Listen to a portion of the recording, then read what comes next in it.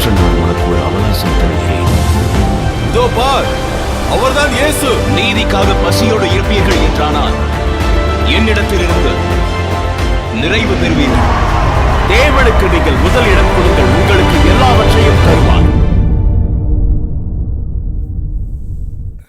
ஆண்டவராகிய இயேசு கிறிஸ்துவின் இனிதான நாமத்தினாலே அன்பானவர்களே, அற்புதமான ஏப்ரல் மாதம் செவ்வாய்க்கிழமை 16ஆம் தேதி உங்கள் ஒவ்வொருவரையும் வாழ்த்துகின்றோம்.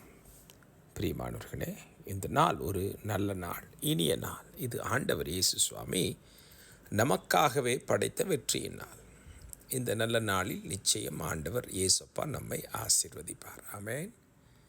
நீதிமொழிகளின் புத்தகம் நாம் வாசிக்கும் பொழுது அதனுடைய 16ஆம் அதிகாரம் 32வது வசனம்.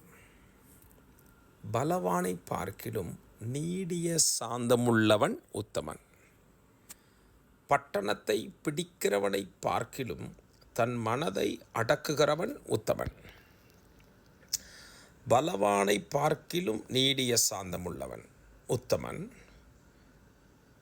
பட்டணத்தை பிடிக்கிறவனை பார்க்கிலும் தன் மனதை அடக்குகிறவன் உத்தமன்.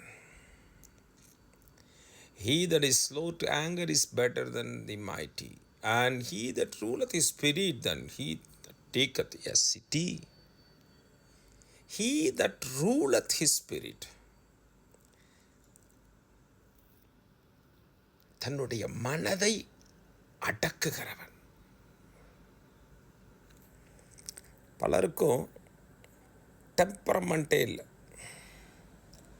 அப்படியே எப்பொழுதும் படபடப்பு, படபடத்த வார்த்தைகள், தடித்த வார்த்தைகள், தடித்த சொற்கள், தடுமாற்றம் நிறைந்த பேச்சுக்கள் எப்பொழுதுமே. என்றைக்காவது ஒரு நாள் அல்ல, எதிலும் பதட்டம், எங்கும் பதட்டம், எப்பொழுதும் பதட்டம், பதற்றமோ பதற்றம். செல்ஃபோன் அடித்தால் பதற்றம், சத்தமாக யாராவது கூப்பிட்டால் பதற்றம், பொருள் மேலே இருந்து கீழே விழுந்து விட்டால் பதற்றம். இது ஒரு பக்கம், இது பதற்றத்தை பற்றி பிரசங்கம் பண்ணுற மாதிரி ஆகிடும். இந்த பதற்றத்தினுடைய விளைவு என்னென்னா, கோபம், அடக்க முடியாத மனது, பட்டென்று எதையாவது சொல்வது, பதற்றம் தானே. மனதை அடக்க முடியலை. சின்ன பிரச்சனைகளுக்கும் கோபத்தை கொப்பளிப்பது, ஆய் ஊ என்று கத்துவது, கதறுவது, மக்கள் கண்டு பயப்படுகிற அளவுக்கு. கவனியுங்கள், முக்கியமாக நாம் ஆண்டுடைய பிள்ளைகள், நம் ஆண்டவருடைய பிள்ளைகள். நம்மில் பலர் சிறுவர் ஊழியம், வாலிபர் ஊழியம், ஏன் பெரியவர்களுக்கான ஊழியம், பாஸ்டர்கள் ஊழியம் கூட நடக்கிறது. ஆனால் மனதை கட்டுப்படுத்த முடிவதில்லை. எங்கே இருக்கிறோம், எப்படி இருக்கிறோம், யார் இருக்கிறார்கள், அதெல்லாம் மறந்து விடுகிறோம்.